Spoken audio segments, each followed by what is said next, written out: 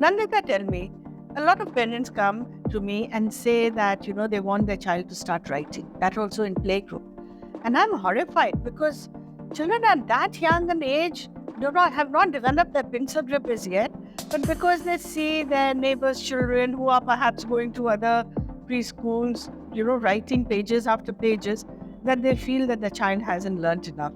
What is your advice to parents on this? Ma'am, in fact, I've also heard cases when parents are sending their children as young as FIA and LKG, UKG classes to these tuition centers where they are made to write, which I would term it as criminal, because there is a progression. When we say milestone, every age group, a child is supposed to learn something in progression. The child, now imagine the child is born and you start feeding them food, proper cooked food the way we eat. The child won't be able to digest it, right? Similarly, for every area of development, as you mentioned, the pencil grip development that we talk about, even before the pencil grip gets developed, the child's complete, the long muscles supposed to develop. Then comes, the wrist, the elbow movement, the wrist movement. Then comes the grasping of objects.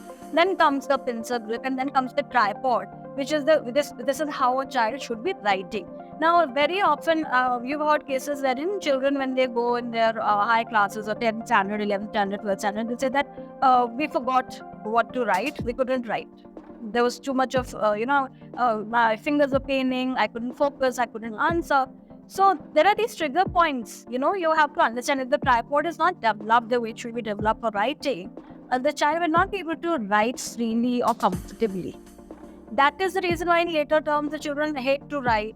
They don't want to write. We have to pressurize them to sit and write. So these are all the reasons, because the proper process of the process that should be followed of holding the pencil. So before pencil comes the crayons. What size of crayons?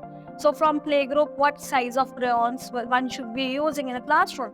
Now, all these things are, as a school, as a preschool, the experts should be delivering. The unfortunate, what is unfortunate in this whole perspective is that a lot of schools, they claim to be the best schools of the cities. I've seen this myself, but they don't have the experts who can tell you all this. Now, imagine you're going to a doctor who doesn't know how to diagnose the problem in you. So would you like to go to a doctor who is not qualified enough to do that? So why send your child to a school which is not qualified to take care of your children? So true. So in our schools, we are introducing the pencil only in the nursery. So they first start with the pattern writing and slowly we start introducing the pencil. But actual writing of alphabet, we start in LKG.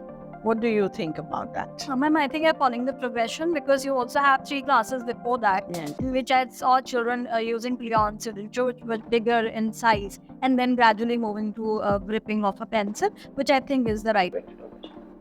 Thank you so much, Nandita. It was a pleasure having you and checking out our schools, and your advice is always welcome. We look forward to you visiting us more often. Thank you, Abha. Thanks a lot.